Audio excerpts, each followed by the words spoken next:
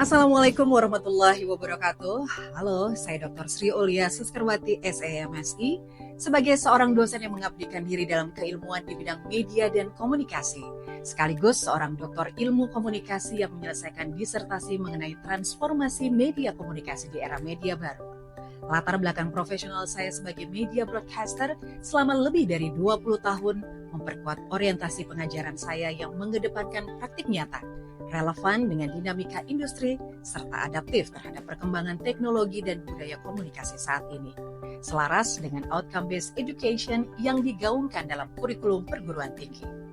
Saya memiliki komitmen untuk membentuk lulusan yang tidak hanya unggul secara akademis, tetapi juga terampil dalam komunikasi strategis, beretika, dan mampu beradaptasi di tengah perubahan zaman. Dalam pelaksanaan Tridharma perguruan tinggi, saya membagi kontribusi secara proporsional untuk pengajaran, publikasi ilmiah, dan pengabdian kepada masyarakat. Pada aspek pengajaran, fokus saya adalah pengembangan keterampilan komunikasi aplikatif, seperti public speaking, personal branding, komunikasi persuasif, media komunikasi, serta etiket dan protokol komunikasi, yang menjadi bekal penting untuk dunia profesional yang semakin menuntut kepercayaan diri, ketepatan pesan, dan sensitivitas sosial sesuai norma dan aturan yang berlaku. Dalam penelitian dan publikasi ilmiah, saya tertarik pada kajian-kajian kontekstual tentang media komunikasi, budaya populer, platform digital, dan komunikasi strategis di era konvergensi media. Sedangkan dalam pengabdian masyarakat, saya senantiasa aktif terlibat dalam pelatihan komunikasi publik untuk berbagai kelompok masyarakat dan korporasi agar mampu menyampaikan pesan secara efektif dan persuasif. Saya percaya bahwa kekuatan pendidikan terletak pada kemampuan menjembatani teori dan praktik serta mendorong lahirnya insan-insan yang komunikatif, etis, dan berdaya saing. Sebagai salah satu dosen pengampu mata kuliah Public Speaking and Persuasive Communication di program studi ilmu komunikasi LSPR Institute of Communication and Business, saya akan menyajikan cuplikan video pembelajaran. Mata kuliah ini dirancang untuk membekali mahasiswa dengan keterampilan dasar dan lanjutan dalam berbicara di depan publik secara efektif dan persuasif.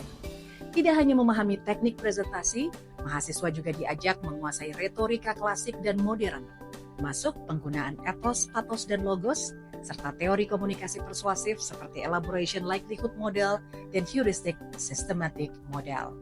Dalam kaitannya dengan capaian pembelajaran lulusan, program studi ilmu komunikasi berkontribusi pada memahami teori dan konsep umum dalam ilmu komunikasi sesuai dengan perkembangan teknologi dan komunikasi yang dinamis, memahami aturan atau etika dalam proses komunikasi interpersonal, kelompok, organisasi, dan komunikasi massa, mampu menerapkan pemikiran logis, kritis, sistematis, dan inovatif dalam pengembangan atau penerapan ilmu dan teknologi, mahir dalam mengidentifikasi masalah dan tantangan komunikasi dalam pengambilan keputusan strategis, memiliki perilaku adaptif dan gigih dalam menghadapi tantangan pada setiap tugas yang diberikan, dan memiliki etika serta hukum, mandiri, bertanggung jawab, menjunjung tinggi integritas, dan unggul dalam menghasilkan karya.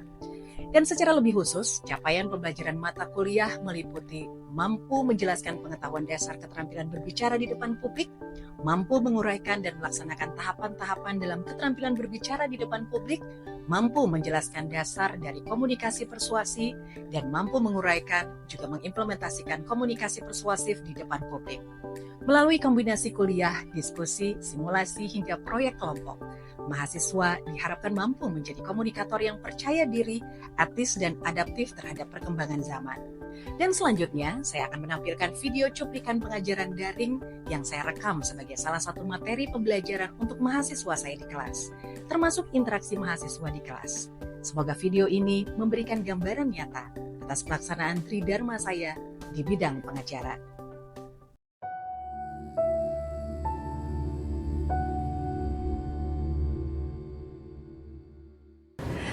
Kita masuk lagi di kelas Public Speaking and Presentation Skill. Kita akan berbicara tentang speaking with confidence.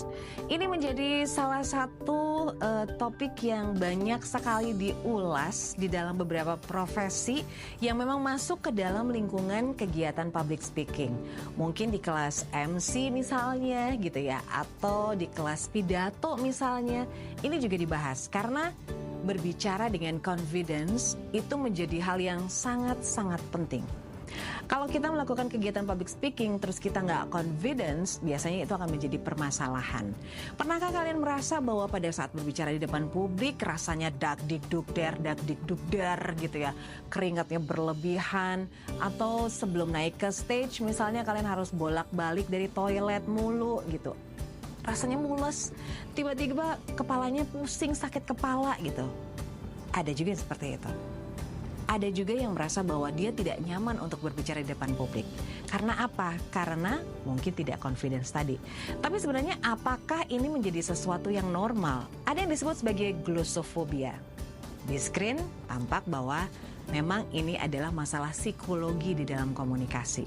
Jadi fears of public speaking yang disebut sebagai glossophobia, itu anxiety, itu memang selalu ada. Dan memang walaupun dia adalah seorang public speaker yang mungkin sudah banyak sekali frekuensinya untuk berbicara di depan publik gitu ya, tapi tetap aja deg-degannya itu tetap ada gitu. Tapi bagaimana cara memanage deg-degan itu menjadi sesuatu yang lebih positif, itu mungkin akan menjadi penting gitu ya. Tapi perlukah seperti itu? Perlu tentunya.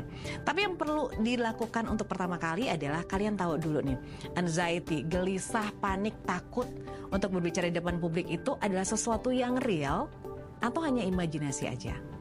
Karena cuman kalian yang bisa mengobati glossophobia atau anxiety itu gitu, kegelisahan dan kepanikan itu gitu.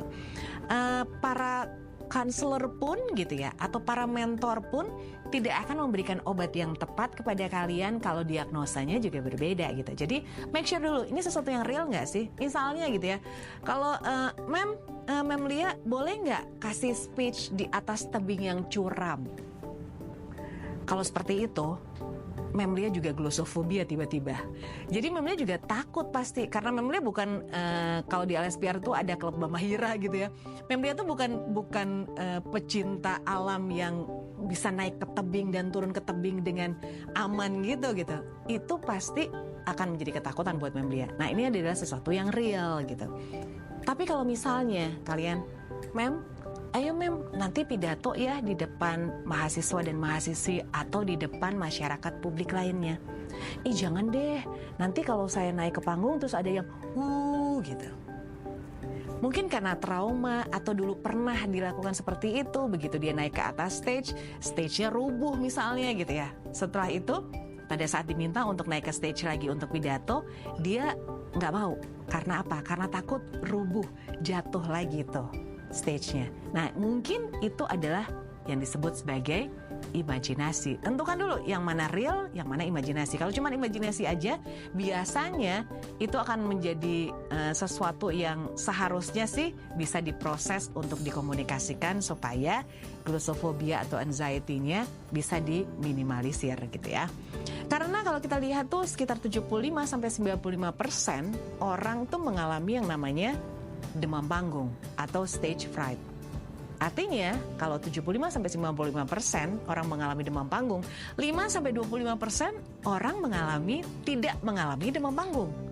Datanya seperti itu kan ya. Tapi ternyata setelah dilakukan eksperimen lagi kepada 5-25% orang yang menyatakan dirinya tidak stage fright itu ternyata dia adalah bohong. Karena apa? Karena pada dasarnya dia juga mengalami itu demam panggung.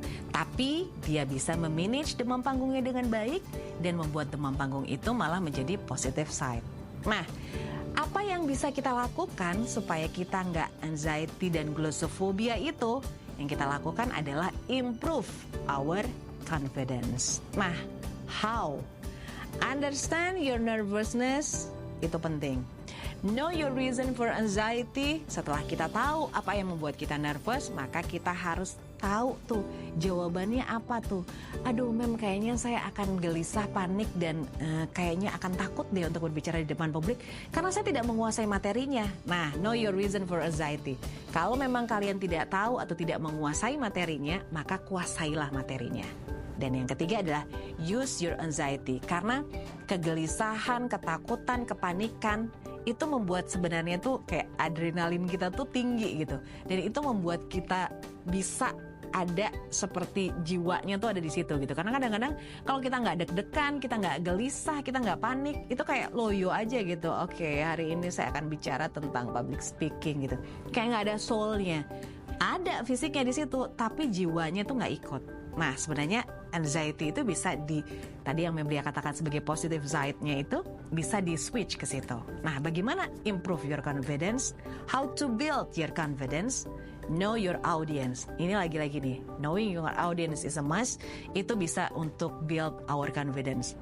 Yang kedua, topik itu bisa kita bahas yang sesuai dengan apa yang memang kita kuasai gitu ya. Know your introduction and conclusion. Kita tahu bagaimana cara kita untuk mengawali pesan kita sampai konklusi kita seperti apa. Nah, itu sebenarnya bisa kita gunakan. Focus on your message, not on your fear. Setelah kita fokus kepada message kita, bukan kepada ketakutan kita, yang harus kita lakukan adalah be prepared. Be prepared, persiapan harus kita lakukan. Semudah apapun kita melakukan kegiatan public speaking, biasanya tetap aja kita harus melakukan preparation. Mungkin minim-minim aja kalau memang itu merupakan rutinitas kita gitu ya, tapi tetap preparation tetap ada. Be organized. Ini bisa dijadikan pengelolaan waktu atau pengelolaan pesan yang ingin kita sampaikan. Seperti yang di sesi sebelumnya Membria katakan bahwa untuk mengelola pesan, strukturnya tinggal 1/8-nya itu adalah introduction atau opening, 3/4-nya adalah the body of your message, dan yang closingnya itu ada 1/8-nya juga. Nah, ini sebuah bentuk organize. Karena misalnya kalau kita dikasih durasi waktu 10 menit misalnya gitu ya, berapa lama nih kita introduction-nya, berapa lama nih kita opening-nya, karena the body-nya mungkin cukup cukup detail yang harus kita sampaikan. Kita harus bisa mengorganisasikannya dengan baik. Dan tentunya jangan lupa bernafas ya, karena pernafasan ini akan menjadikan kita lebih rileks. Pernafasan ini membuat sirkulasi darah kita menjadi lancar. Dan biasanya kalau memang sirkulasi darah kita lancar karena pernafasan kita yang baik, itu biasanya kegelisahan kita akan menurun. Kegelisahan kita akan tereliminasi dan akhirnya kita nggak stage fright lagi, kita nggak glossophobia lagi gitu ya. Nah, di akhir slide Membria ada share kepada kalian bagaimana caranya dissipate nervous energy. Di antaranya take a slow walk. Karena kalau kita misalnya jalannya cepat gitu ya, semakin kita cepat jalan, semakin kita itu panik, gelisah gitu ya. Mungkin kita bisa jalannya lebih lambat gitu. Pada saat kita duduk, kita bisa remas-remas tangan atau jemari kaki kita. Nah, itu juga sebenarnya bisa untuk membuat nervous kita itu tereliminasi. Dan ada beberapa hal yang bisa kalian baca di materi dari Membria. Hai, Assalamualaikum. Oke, apa kabar kalian semuanya hari ini? Baik. Hari ini kita ada materi untuk presentasi ya? Ya. Oke, sebelum kalian masuk ke sesi presentasi yang sudah kalian siapkan sebelumnya, kemudian mau tanya dulu nih, apakah ada yang ingin kalian tanyakan terlebih dahulu mengenai sesi-sesi materi kita sebelumnya sebelum kita presentasi? Saya Ya, Nabila mau tanya. saya kan pemalu ya, Mem. Saya juga deg-degan banget nih, Mem. Saya pengen tanya sama Membria, kebetulan gimana caranya biar nggak deg-degan gitu di depan publik ngomong dan percaya diri gitu, Mem. Oke. Nah, kalau kita nanti kan kalian akan presentasi, padahal presentasinya juga per kelompok ya. Iya. Satu kelompok ada 5-6 orang. Betul. Tapi masih merasa nggak percaya diri, Iya, nggak betul. confidence pada saat presentasi di depan. Betul, Mem. Oke, kalau kita bicara tentang confidence atau kepercayaan diri pada saat berbicara di depan publik, walaupun publiknya di dalam kelas ya, ini kelas itu juga adalah publik. Jadi lebih dari satu orang itu adalah jatuhnya publik, bukan personal. Dan memang banyak orang yang merasa nggak confidence pada saat berbicara di depan orang banyak atau di atas panggung bahkan. Itu yang di materi sebelumnya Membria sebutkan sebagai glossophobia. Nah, glossophobia ini sebenarnya adalah sebuah psikologi komunikasi yang hampir dirasakan oleh semua orang. Jadi nggak ada orang yang nggak merasakan yang namanya glossophobia. Karena sekitar 75% sampai 95% orang tuh merasa stage fright, demam panggung, nggak percaya diri kalau lagi ngomong. Bahkan ada orang yang bilang bahwa saya tuh nggak berani untuk bicara di depan panggung, di atas panggung, karena rasanya tuh deg-degan, keringetan dan lain sebagainya. Nah, bagaimana caranya? Sebenarnya untuk build our confidence, yang dia sudah siapin materinya buat kalian semua, supaya kalian juga tahu sebenarnya apa sih yang membuat kalian nggak confidence. Itu yang pertama. Kemudian yang kedua, kalian harus tahu bagaimana caranya atau jawabannya supaya kalian confidence. Kadang-kadang ada orang yang bilang, "Mem, saya nggak confidence karena saya ngerasa nggak dress well hari ini." Mungkin itu jawaban kalian aja, padahal mungkin itu hanya visualnya saja. Sebenarnya yang bikin kita nggak confidence mungkin aja kita nggak siap dengan materinya. Kita rasanya tuh kayaknya belum benar-benar memberikan pesan-pesan atau data-data yang valid untuk kita presentasikan gitu. Nah, itu kan adanya di dalam diri kita ya. Konselor atau mentor tuh hanya bisa memberikan jawaban kalau kalian memberikan jawaban yang benar atas apa yang benar-benarnya terjadi. Jadi, kalian tahu dulu apa yang membuat kalian nervous atau nggak percaya diri. Kemudian kalian harus tahu jawabannya apa yang membuat kalian bisa mengurangi rasa ketidakpercayaan diri itu. Dan yang ketiga adalah manfaatkan nervous kalian dengan baik. Fokus kepada message-nya, bukan kepada ketakutan kalian. Kenapa dibilang kok dimanfaatkan sih Melia nervous? Nervous bukannya konotasinya negatif. Yes, betul negatif. Tapi secara psikologi, pada saat kalian nervous, kalian deg-degan kan? Kalian rasanya tuh kayak adrenalinnya tuh kayaknya memuncak gitu. Nah, itu sangat dibutuhkan oleh public speaker sebenarnya. Karena apa? Karena kalau kalian cuma biasa-biasa aja, terus kalian rasanya, aduh kalau kalian mau ngomong tuh kayaknya jiwanya tuh nggak ada di situ, lemes, membungkuk, itu tuh kan kayak nggak ada semangatnya. Nah, kalau kita nervous, itu justru kita still away, kita deg-degan rasanya, itu bisa kita manfaatkan sebagai cara kita untuk berbicara di depan publik dengan semangat, gitu ya. Jadi untuk Nadira, yakinkan diri kamu, sebenarnya apa yang membuat Nadira tidak percaya diri dan temukan jawabannya. Kalau data-datanya belum valid, gali lagi data-datanya. Kalau merasa diri sepertinya belum kredibel, carilah kredibilitasnya itu di bidang apa. Nadira kompetensinya kalau nggak salah ikut klub radio kan? Betul.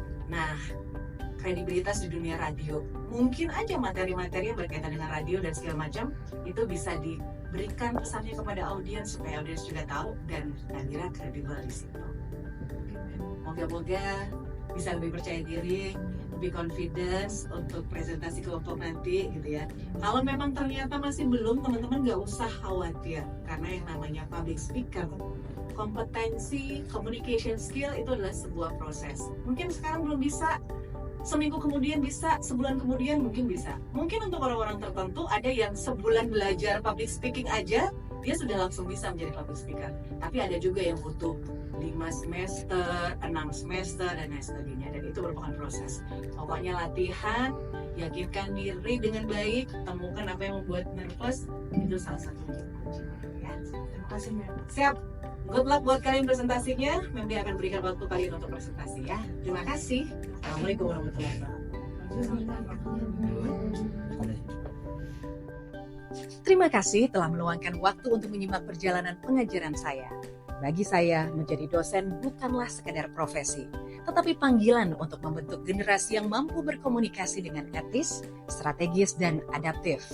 Seluruh proses pembelajaran ini saya desain secara kontekstual untuk mendukung pencapaian CPL dan CPMK secara maksimal, agar mahasiswa siap menghadapi tantangan dunia profesional dengan kompetensi yang kuat dan sikap yang bijak. Video pembelajaran ini merupakan bagian dari pernyataan diri dosen untuk unjuk kerja Tridharma Perguruan Tinggi, sebagai dokumentasi atas komitmen saya dalam menjalankan peran pengajar di lingkungan pendidikan tinggi. Video ini dapat menjadi cerminan semangat dan kontribusi saya dalam dunia akademik. Terima kasih dan sampai jumpa. Wassalamualaikum warahmatullahi wabarakatuh.